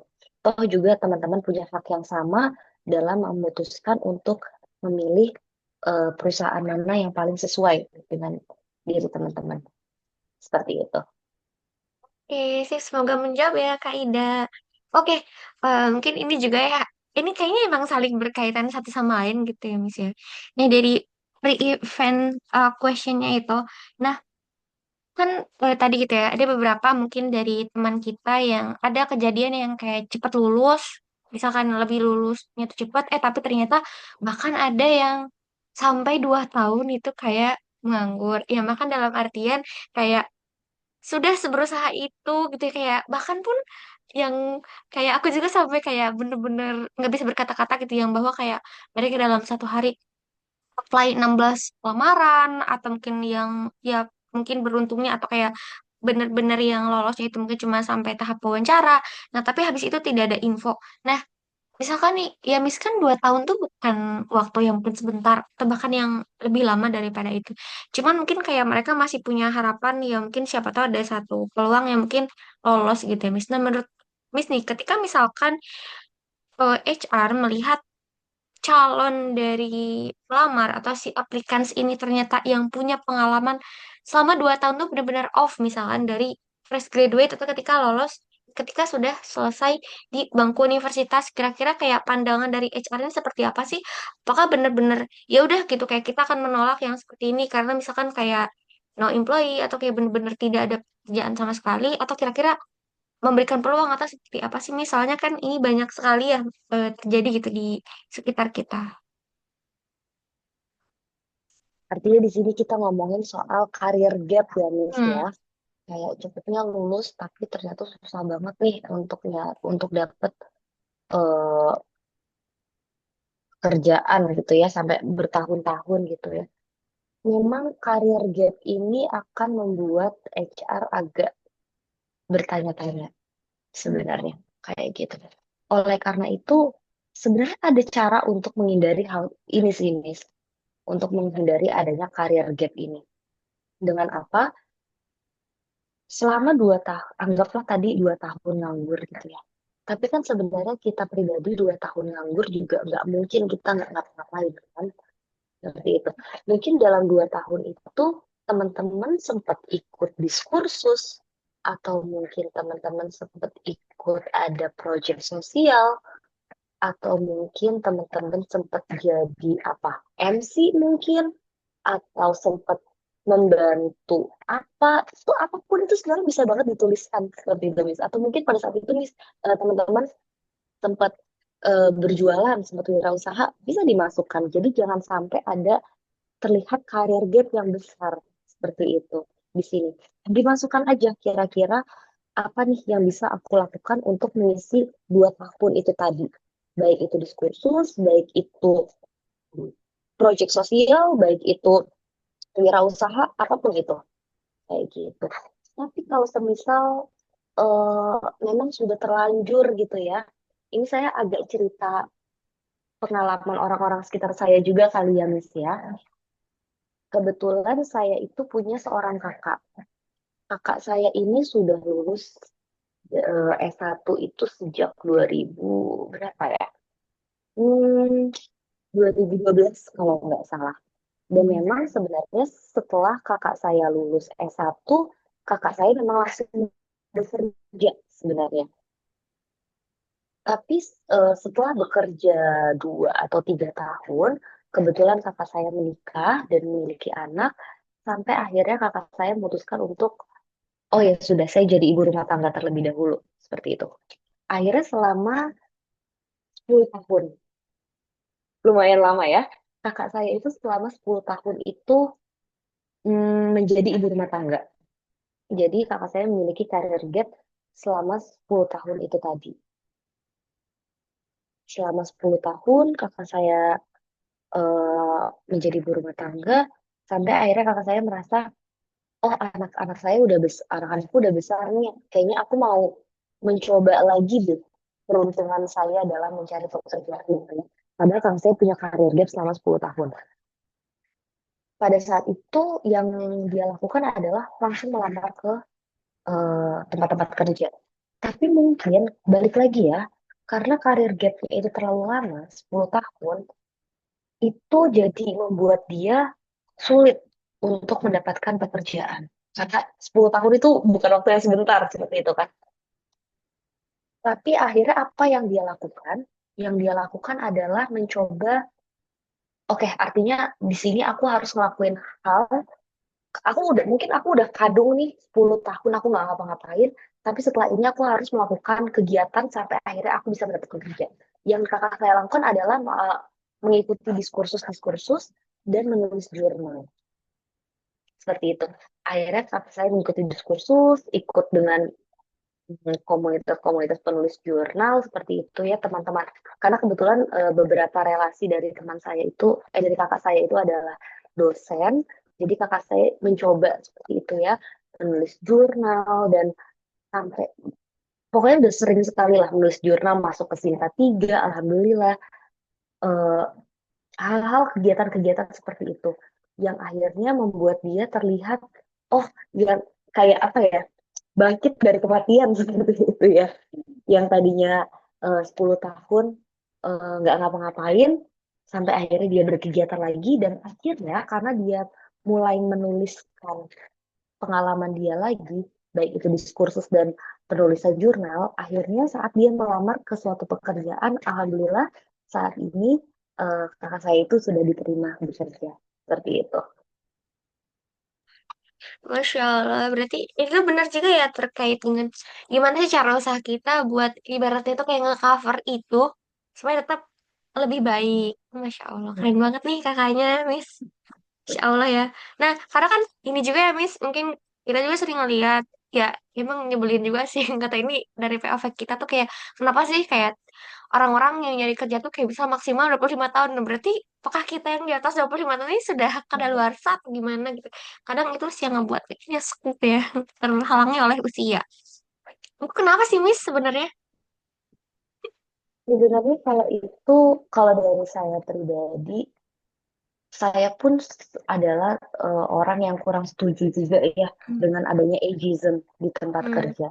Tapi kalau mungkin kita mencoba memiliki pandangan dari pihak perusahaan, mereka mungkin menginginkan individu yang bisa bertahan lama nantinya di perusahaan tersebut. Mungkin seperti itu sih, Miss. Hmm. Tapi jujur saya pribadi pun saya tidak Ya setuju Allah. akan hal tersebut gitu ya. Tapi ya we live in Indonesia ya, Miss. Hmm. Waduh, Gitu. susah sekali untuk bisa. Oke, mungkin ada juga nih, Miss, mungkin satu lagi ya. Nah, ketika mungkin kita melihat mungkin kayak di LinkedIn atau mungkin di platform yang lain, itu kan kayak ketika bukannya pun kita kayak benar-benar insecure gitu, kayak ngelihat orang lain dengan pencapaiannya atau mungkin yang sudah kemana-kemana gitu lah. Pokoknya tuh kadang bikin kita insecure dan kadang tahu diri gitu loh, kayak di sekeliling kita tuh banyak orang-orang yang hebat. Nah, tapi kira-kira bagaimana sih kita tuh mungkin bisa memaksimalkan kayak mungkin terkait yang tadi ya kayak post activity ataupun yang lainnya. Mungkin ketika misal kita tuh personal branding kita di LinkedIn atau mungkin kayak di platform pencari kerja tuh benar-benar nol, tapi kita mau membangun kayak yang tadi Miss bilang mungkin yang post activity. Tapi mungkin kita juga karena mungkin udah lama dan kita baru sadar ternyata itu penting. Nah, kita nih kehilangan mungkin fotonya, mungkin dokumentasi. Sebenarnya apa sih alternatif yang mungkin kita bisa attach di sana dan mungkin gimana cara kita supaya nggak insecure atau tetap termotivasi ya walaupun tadi kita udah 2 tahun ternyata nggak dapet kerja mulu atau mungkin supaya kita tetap termotivasi ya walaupun gagal tapi kita masih punya semangat lah untuk coba lagi. Dan mungkin itu seperti apa sih, Miss? Oke, soal insecure melihat LinkedIn juga ya. Ini sebenarnya pengalaman saya juga sih. Pada saat awal-awal saya hmm, baru menggunakan LinkedIn gitu kayak, wah saya ternyata ketinggalan banget ya. Teman-teman saya udah kayak gini, teman-teman seangkatan saya udah banyak sekali kegiatannya, sedangkan saya seperti ini aja gitu. Tapi seharusnya hal tersebut itu jangan sampai dijadikan patokan juga bagi diri kita gitu. Karena balik lagi sih menurut saya rezeki itu nggak ada yang tertukar juga gitu kan. Dan misal kayak kita lupa, oh kita nggak ada fotonya lagi, lupa atau gimana. Sebenarnya nggak apa-apa juga. Foto itu cuma tambahan gitu ya. Tapi yang penting adalah bagaimana kita menceritakan impact-nya. Kayak gitu. Karena soal ini tuh akan sulit juga untuk dibohongi gitu kan. Kalau kita punya pengalamannya kan kita tahu bagaimana. Tapi kalau kita nggak punya pengalamannya kita nggak bakal tahu juga impact-nya kira-kira bagaimana gitu. Dan pasti recruiter bisa menilai juga tuh di situ. Kayak gitu sih Miss Mungkin. Dan mungkin kalau misalnya memang teman-teman masih merasa insecure kayak aduh aku nggak ngapa-ngapain gitu. Jangan jadikan insecure itu sebagai ya udah deh aku kayak gini aja gitu. Tapi jadikan balik lagi eustress itu tadi sebagai pecutan kita harus lebih baik ke depannya kira-kira aku bisa seperti apa kegiatan apa yang bisa saya lakukan seperti itu. Mungkin bisa dimulai dari internship juga. Masya Allah, ini juga bener banget ya teman saya ada yang kayak gitu, tapi dia rezekinya tuh bahkan datangnya bukan dari pekerjaan, tapi dengan dipertemukan dengan orang-orang yang baik, yang mungkin ngajakin main dan yang kayak aku punya teman yang kayak gitu bisa, tapi aku senang juga ngelihat dia tetap semangat dan ternyata menemukan lingkungan yang mungkin support ya meskipun dalam artian itu di luar pekerjaan.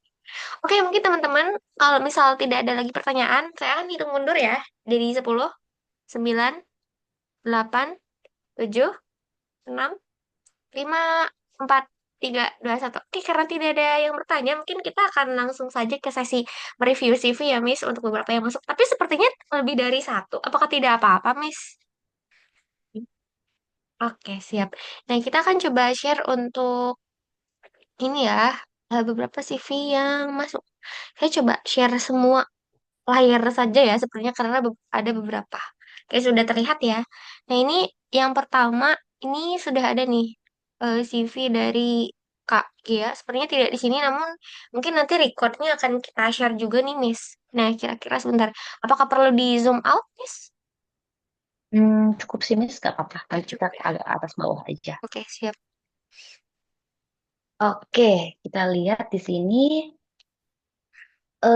cukup berwarna-warni seperti itu ya untuk CV ini tadi dengan nama dan juga foto dan juga untuk pendidikan, pengalaman dan juga pengalaman volunteering dan juga pengalaman kerja seperti itu. Baik, mungkin yang ingin saya komentari sedikit tidak apa-apa itu ya. Di Hmm, sini tidak ada apa-apa.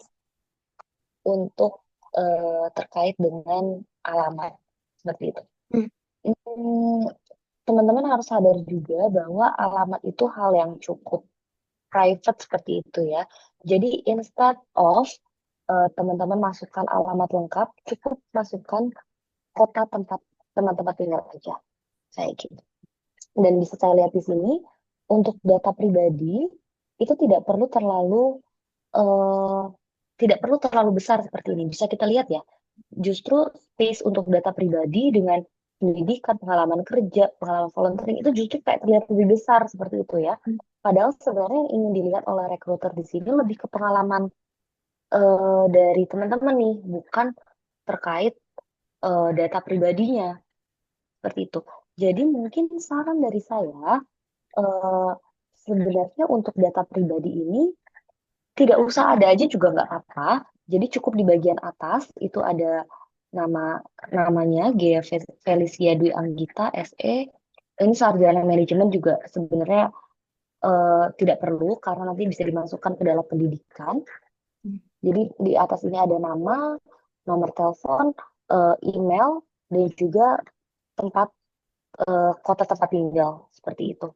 Dan juga apa namanya ringkasan singkat tentang diri kayak semisal di sini memiliki kemampuan bekerja secara tim, ini bisa sekali dipersingkat aja kayak gitu. Jadi itu benar-benar bagian data diri ini mending nggak usah ada dimasukin ke nama ini seperti itu.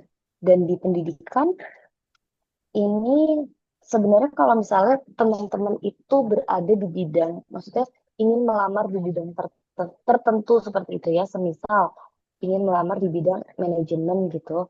Manajemen sih biasanya kayak semisal hmm, manajemen juga bisa melamar jadi HR seperti itu kan.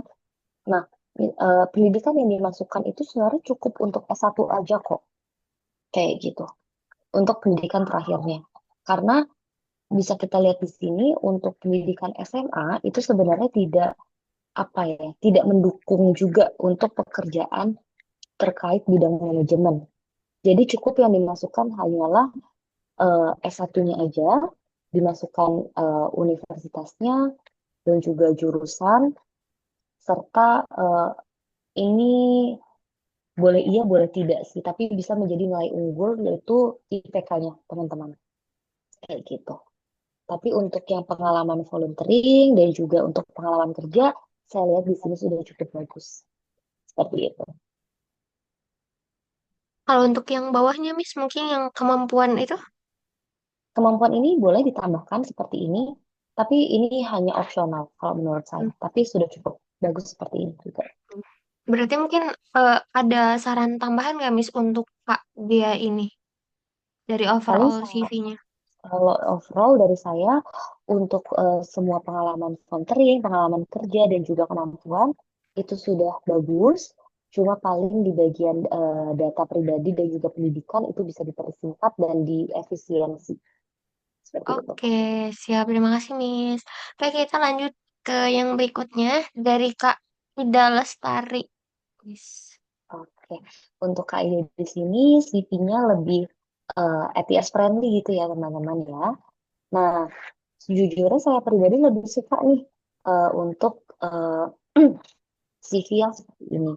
Tapi jatuhnya ini subjektif juga sih teman-teman. Karena ada beberapa perusahaan yang memang dalam men-screening CV itu tidak membuka CV-nya satu-satu, tapi Hmm. menggunakan HRIS, ATS kayak gitu. Jadi kalau semisal memang teman-teman tujuannya untuk ke perusahaan-perusahaan besar, saya lebih menyarankan CV yang seperti ini. Seperti itu. Kenapa? Karena biasanya perusahaan besar itu kan yang melamar juga banyak gitu ya.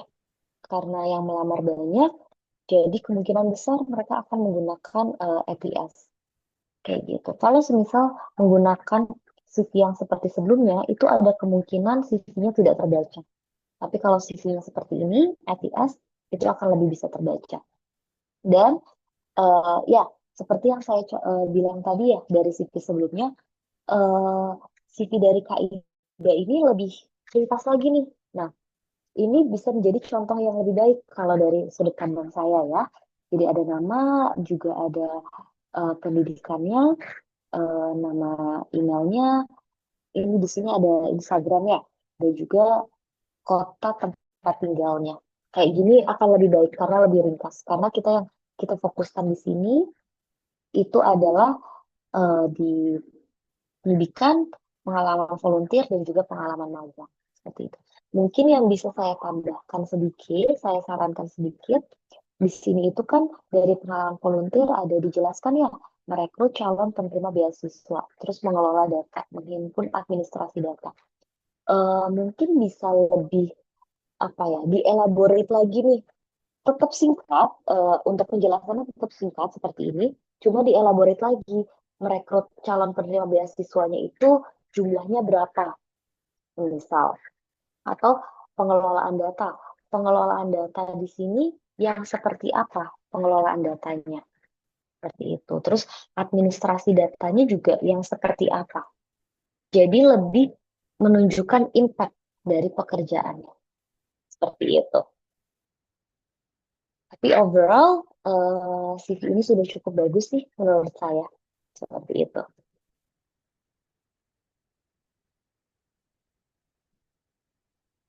Oke, yang terakhir punyanya Kak Rizal ya.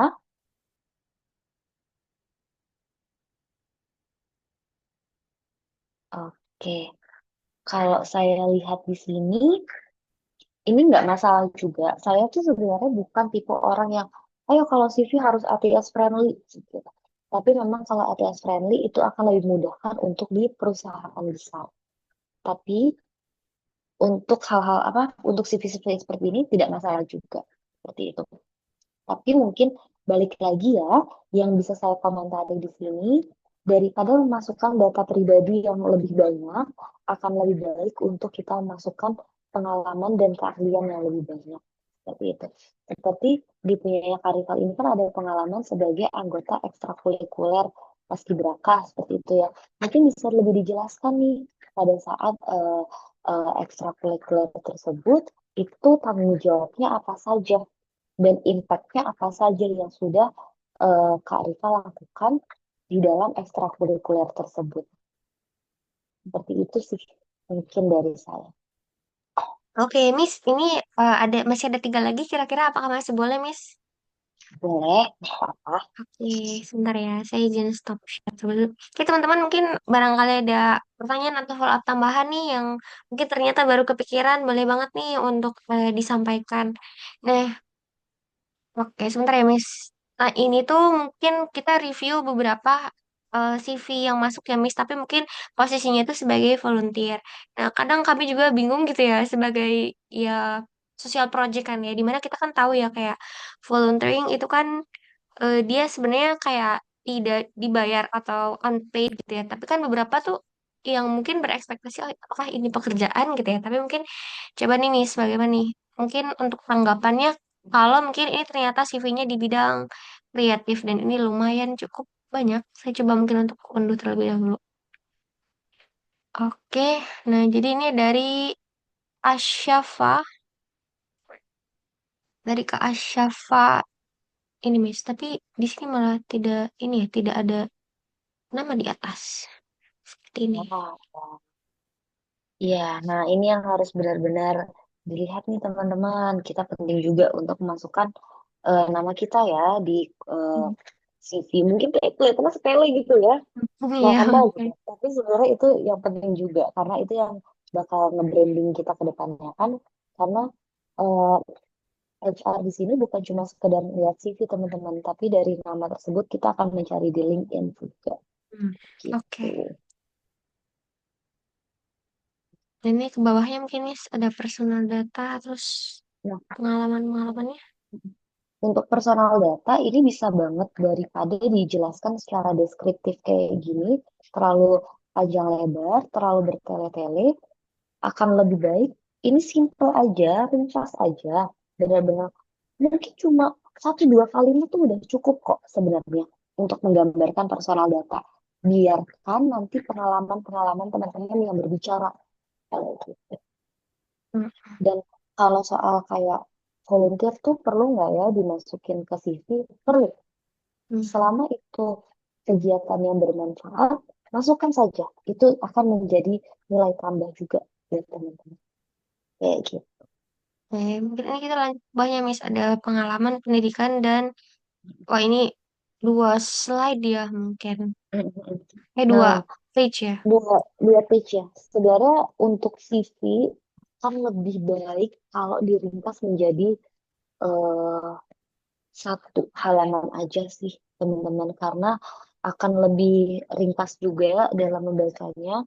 Karena teman-teman harus ingat ya, balik lagi eh, HR itu hanya melihat CV kita sepersekian detik kayak gitu. Hmm. Jadi akan lebih baik kalau kita menjadikan CV kita menjadi satu halaman saja sudah cukup. Tidak usah terlalu panjang, tidak usah bertele-tele, tapi jelas kayak gitu. Mungkin ini ke Seperti itu. bawahnya ada nih Miss. Nah, untuk bawahnya untuk pengalaman organisasi dan juga pengalaman eh, prestasinya, tidak apa-apa juga dimasukkan seperti ini. Ini bagus juga kayak gitu. Tapi Hmm. kalau menurut saya kayak prestasi dan juga pengalaman organisasi, semisal memang terlalu panjang gitu ya, itu dimasukkan yang kayak mungkin 3 tahun terakhir aja. Nanti sisanya ada di LinkedIn. Karena pasti kami akan cek dari LinkedIn-nya juga. Seperti itu. Oke, jadi mungkin ini ya kayak kenapa sih penting banget untuk kita selalu update LinkedIn mungkin ya. Oke, mungkin Miss, nah ini kan ada Betul. sedikit attachment-nya nih dari portofolio mungkin ya. Nah, bagaimana sih Betul. mungkin kriteria dari portofolio? Ya mungkin tuh seperti apa sih? Nah, ini mungkin untuk posisi yang di desainer ya, di graphic design Kak. Ini seperti ini. Itu kira-kira bagaimana ya, Miss? Oh, ini ternyata 2 halaman tuh panjang ya. Kita coba Iya. Nah, dulu. kalau teman-teman semisal ngerasa, aduh aku CV masih banyak nih yang bisa aku masukin di CV, tapi CV kan katanya tadi cuma 1 halaman aja ya gitu. Nah, teman-teman bisa banget bikin portofolio kayak gini, yang nanti di-attach di dalam CV-nya teman-teman gitu. Jadi CV-nya cukup 1 lembar aja, nggak usah terlalu panjang, tapi di portofolio ini bisa dijelaskan lebih panjang. Kayak gini, kayak semisal ini kan desainnya, dijelaskan desain-desain yang sudah pernah dibuat oleh teman-teman, seperti itu. Atau semisal eh, untuk bidang pekerjaan guru, semisal, itu bisa dibuat juga portofolio seperti ini loh, dibuat Hmm. mungkin foto-foto selama beliau mengajar, proyek-proyek yang pernah ia jalani bersama siswanya. Dan bahkan saya pernah menemukan yang cukup menarik, portofolio guru itu dia memasukkan yang tanda kutip testimoni dari orang tua murid dan juga muridnya dulu. Seperti itu. Jadi mungkin teman-teman kalau merasa, aduh aku masih banyak nih yang mau aku masukin di CV, tapi CV katanya harus ringkas ya. Teman-teman bisa banget membuat portofolio seperti ini. Seperti itu. Jadi kayak secara terpisah ya mungkin kayak ini loh kayak kerjaan nyata dari kita dan ternyata wah aku kira malahan yang portofolio itu cuman kayak buat desain-desain tapi ternyata bisa juga ya Miss kalau untuk bidang-bidang lain. Berarti kalau misal kayak di bidang manajemen nah itu portofolionya kira-kira apa nih Miss? Mungkin proyek-proyek yang pernah dia selesaikan Jadi lebih bisa juga. ketika kita masukin tuh mungkin kayak foto atau mungkin kayak dokumen Betul, kayak apa ya? Kayak salah satu dokumen penunjangnya kali ya. betul. Tapi ya mungkin kalau manajemen ada hal-hal confidential ya. Jadi agak dipilah aja tuh, difilter. Kira-kira mana yang bisa dimasukkan. Oke, Seperti itu. siap, siap, Miss. Oke, mungkin ini juga kalau kita melihat ya, Miss, beberapa dari yang kita mengirim ke email tuh kadang nggak ada subjeknya atau nggak ada isinya. Tiba-tiba ngirim CV kan apa nih itu? Itu mungkin Nah, menjadi ini concern juga nih. juga. Nah, ini Miss, kalau misal ini juga portofolio, tapi ya mungkin ini sama sih portofolio. Nah, kira-kira gimana, Miss? Bahkan dia memasukkan juga attachment link di dalamnya. Iya, jadi memang kalau untuk portofolio itu kan memang terpisah ya, Miss ya, dari Mm-mm. CV. Jadi kalau untuk portofolio itu lebih panjang tidak apa-apa. Tapi Hmm. balik lagi untuk portofolio itu ibaratnya kayak tingkat kedua kali ya. Jadi kan yang Hmm. pertama dilihat adalah CV. Tapi nanti dari CV Iya. ini kalau kita sudah tertarik dengan CV-nya, kita kan pasti akan ngeklik attachment untuk portofolionya gitu ya. Oh, Nah, iya. dari portofolio itu yang lebih lengkap. Seperti itu. Hmm. Tapi Tapi berarti, untuk portofolio, nah ini kan contoh portofolionya nih Miss ada juga ini ya, hampir sama seperti di CV-nya nih dia memasukkan beberapa info yang ada di CV. Ya mungkin kayak diulang kembali. Nah itu nggak apa-apa atau kira-kira lebih baik mungkin itu di CV saja dan mungkin kalau portofolio ya udah gitu fokusnya ke portofolionya saja atau kira-kira bagaimana nih? betul. Mungkin yang bisa saya sarankan di dalam portofolio ini, daripada kita menuliskan ulang apa yang ada di CV untuk portofolionya, lebih baik kita berfokus aja sama project-project yang pernah kita lakukan. Hmm. Misal kayak kalau desainer, ya kita bisa masukkan desain-desain kita, atau misal tadi kayak manajemen, bisa kita masukkan project-project yang pernah kita selesaikan. Kayak gitu. Tidak perlu mengulang apa yang ada di CV. Seperti Oke, itu. jadi biar lebih ringkas juga ya. Oke, mungkin terakhir nih, Betul. Miss. Terakhir. Ini CV terakhir dari Kak Sevilla. Oke, untuk CV ini juga ATS friendly gitu ya. Ada nama, kotanya, dan juga ada alamat email. Oke, sudah cukup baik. Di profilnya juga oke. Oke. Mm-mm. Bisa turun sedikit, Miss. Nah, sejujurnya ini adalah CV yang sejauh ini paling saya sukai. Masya Allah. Kenapa Sudah ya? komplit seperti itu ya. Iya. Karena eh, ini sangat sesuai dengan yang saya bicarakan tadi ya, dimulai dengan nama dan juga ada eh, profil singkat tentang diri gitu ya. Dan juga pengalaman-pengalamannya justru yang jauh lebih banyak karena pengalaman di sini itu yang pasti akan lebih banyak dilihat oleh recruiter seperti itu dan bisa dilihat juga cukup impactful juga gitu ya untuk pengalaman-pengalamannya misalnya menulis caption media sosial yang informatif dan menarik tentang topik investasi jadi jelas gitu scope-nya itu sampai mana seperti itu sih mungkin Apa yang kurang nih, Miss, dari CV ke Sevilla ini? Apa mungkin yang perlu sejujurnya diimprove-nya? sudah cukup sih Miss. Ini Ah, CV siap. yang cukup bagus dari sudut pandang saya. Tinggal menemukan aja nih kira-kira mana pekerjaan yang paling sesuai yang bisa menerima Oke. Kak Sofila di sini. Seperti Dan itu. mungkin balik lagi tergantung rezeki ya, Miss. Betul. Berarti mungkin Miss, aku juga mau tahu kepo nih. Berarti yang tadi kan Miss sempat bilang nih ada yang CV yang apa yang ATS tuh berarti emang kayak ada semacam apps buat kayak mendeteksi langsung gitu ya, Miss? Betul. Jadi memang untuk beberapa perusahaan, terutama perusahaan besar ya Miss, yang cukup masif dalam mencari lowongan pekerjaannya, itu biasanya untuk HR-nya nggak lagi satu-satu ngebuka CV Miss. Karena akan sangat memakan waktu mungkin ya. Apalagi kalau semisal yang mendaftar sampai 1.000.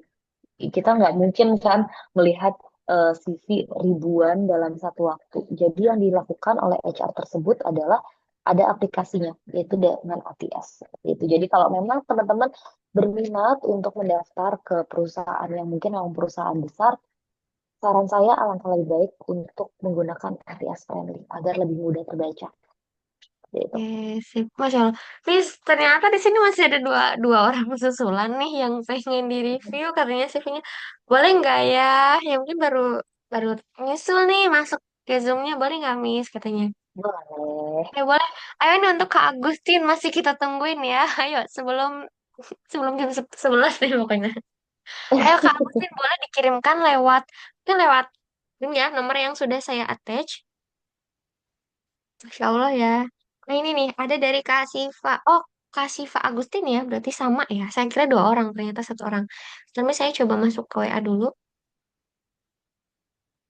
Oke. Oh ya, Miss, mungkin ini juga ya. Sebenarnya CV itu boleh nggak sih pakai foto atau nggak usah pakai foto gitu? Sebenarnya tergantung. Kalau semisal memang foto itu tuh perlu nggak perlu juga sih Miss sebenarnya dalam CV. Bukan sesuatu hal yang wajib, tapi kalau semisal memang role position yang teman-teman ambil itu membutuhkan dalam tanda kutip fisik ya di dalamnya. Mm-mm. Misalnya pekerjaan seperti front office, semisal. Itu kan mungkin ada kriteria fisik tertentu yang dibutuhkan. Itu sebaiknya menggunakan foto. Tapi kalau memang pekerjaan tersebut dinilai tidak membutuhkan penampilan fisik di dalamnya, sebenarnya nggak ada pun juga nggak masalah. Itu sih, Miss. Oke, siap, Miss. Nah, mungkin ini ya sudah ada dari Kak Silvanisa Agustin. Oke. Wah, kita satu alma mater nih, Kak. Unhar nih Kebetulan. ya. Iya. Wah, bisa-bisanya nih. Iya. Jadi ini juga bentuknya ATS friendly ya. Dari saya sih ini juga sudah cukup bagus ya. Oh, kebetulan kakaknya guru informatika ya. ICT ya, Kak ya. Oke.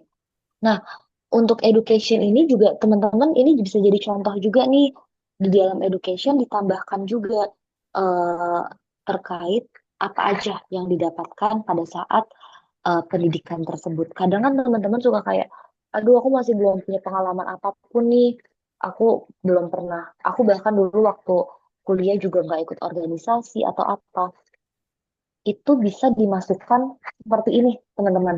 Jadi eh, si penerima kerja tahu scope teman-teman itu pengetahuan akan hal tersebut sampai mana aja kayak gitu. Jadi ini bagus sekali ya bisa dimasukkan seperti ini related course-nya kayak gitu. Lalu, mm-mm. Nah, di sini juga dijelaskannya cukup rinci kan? Dijelaskan mengajarnya di kelas 7 dan 8 junior high school dengan total 11 kelas gitu ya.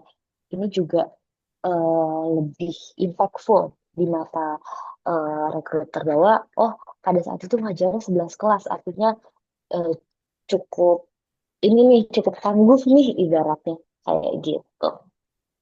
Oke, dari saya bagus sih. Saya senang sekali pokoknya kalau misalnya ada eh, dimasukkan scope untuk yang pendidikan itu tadi. Kayak gitu. Tapi mungkin ini kan ada 2 halaman memang ya, Kak. Kadang kita bingung juga sih. Guys, kadang tuh jadi apa ya? Ambigu gitu. Kayak ada pengalaman Hmm. kita kan terlalu banyak ya. Sampai sampai nggak cukup gitu ya untuk di satu satu apa namanya satu halaman. Tapi kalau saya pribadi biasanya ngakalinnya itu dari font sih teman-teman. Jadi Hmm. mungkin fontnya bisa dikecilin, itu satu. Spasinya juga bisa lebih dikecilin lagi. Atau kalau semisal memang sulit banget, itu tadi yang saya bilang tadi, mungkin yang dimasukkan bisa 3 tahun terakhir aja. Hmm. Kayak gitu. Hmm.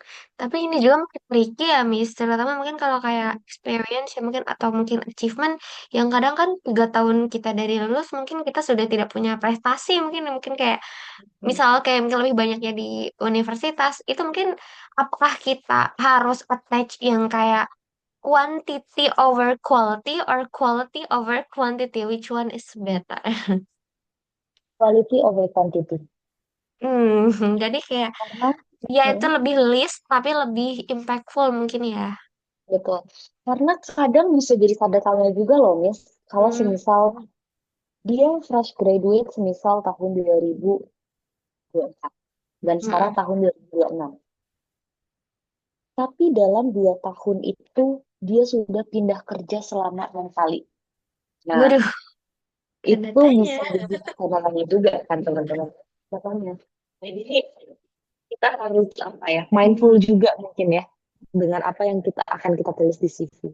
Hmm. Itu. Oke, Kak, lebih wise juga mungkin ya. Karena itu bisa Betul. jadi profiling buat kita. Iya, Oke, mungkin itu ya. betul. Berarti overall untuk Kak Silvani improvementnya mungkin apa ya, Miss? Mungkin kalau memang seperti ini 2 halaman juga nggak apa-apa sih sebenarnya. Dan tapi emang dari spasi juga udah cukup padat ya.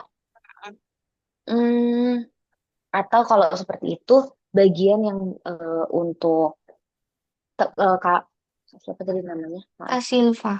Kak Silva ya. Kak Silva ini kan memang dari pengalaman dan juga training certification itu cukup banyak yang kak ya. Jadi mungkin untuk bagian soft skill, hard skill, ini kan additional ya. Ini sebenarnya Hmm. nggak perlu juga nggak apa-apa. Ini cukup dimasukkan di LinkedIn aja udah cukup. Karena dari kita melihat pengalaman Kak Silva itu cukup bisa menggambarkan kira-kira soft skill dan hard skill yang kakak miliki seperti itu. Dan juga mungkin di bagian yang tadi yang saya bilang untuk eh, scope di pendidikannya itu cukup ada di LinkedIn aja, nggak apa-apa. Kecuali kalau memang teman-teman masih kosong banget dalam tanda kutip CV-nya itu bisa dimasukkan seperti itu. Oke, berarti mungkin kayak lebih adjustable ya buat CV ini. Oke, Betul. mungkin itu ya Kak Silva. Semoga sudah terbantu nih, sangat-sangat terbantu untuk apa? Untuk review CV-nya. Wah, Masya Allah tidak terasa kita sudah berada di penghujung acara. So, ini ya mungkin ya Miss ya yang dinamakan dengan juga quality over quantity. Kita mungkin di sini partisipannya memang sedikit, tapi ini benar-benar menunjukkan yang benar-benar serius untuk mengikhtiarkan pekerjaannya. Jadi semoga teman-teman yang mungkin saat ini lagi dalam proses mengikhtiarkan pekerjaan terbaiknya, semoga Allah mudahkan segala hal yang teman-teman tempuh. Mungkin boleh nih dari Miss closing statement-nya Miss untuk teman-teman yang saat ini hadir di sesi acara kali ini. Oke. Mungkin yang bisa saya bilang, sempat saya mention tadi, rezeki itu tidak akan tertukar, teman-teman. Jadi, eh, terus berusaha, terus cari tahu bagaimana kita bisa meningkatkan diri kita menjadi yang lebih baik, berkembang menjadi yang lebih baik, dan menjadikan, oh tadi ada satu hal yang penting, menjadikan stres kita sebagai pecutan untuk menjadi, Masya Allah. untuk berkembang kita.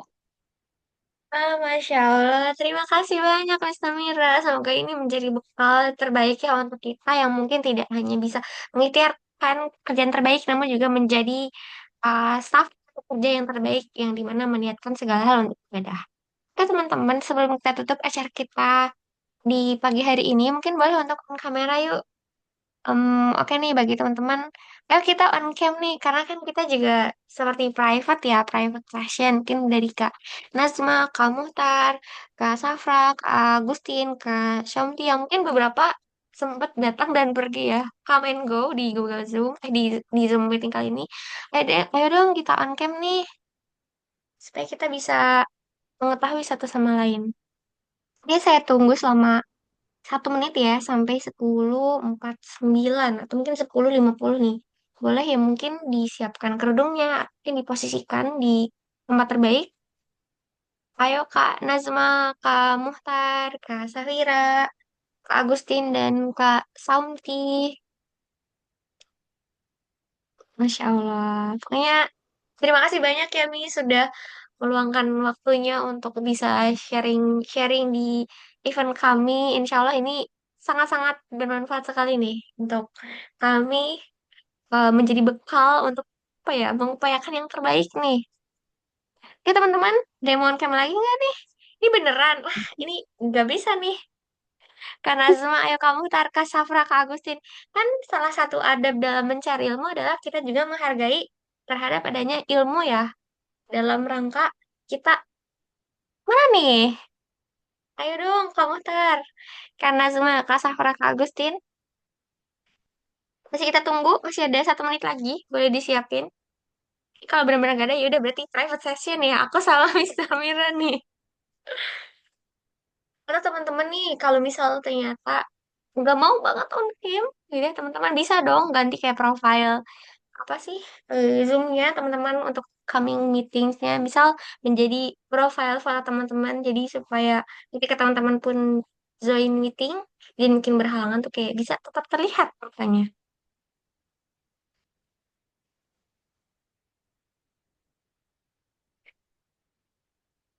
Oke, ayo teman-teman.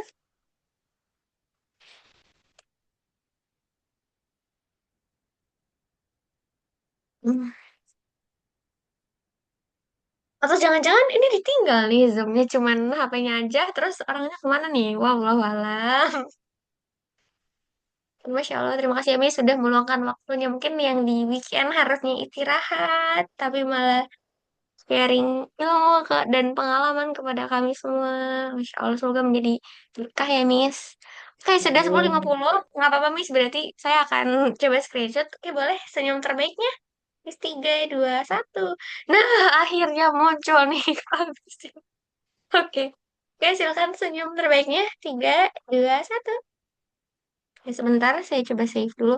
Mungkin boleh gaya yang kedua, kayak freestyle dengan senyum dan semangat terbaiknya. Oke, 3, 2, 1.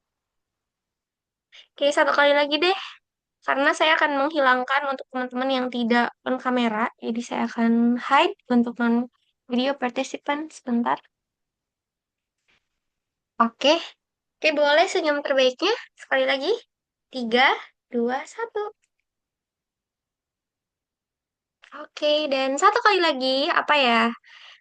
Pose yang menggambarkan semangatnya di pagi hari ini dan apa ya pokoknya semangat yang paling membara.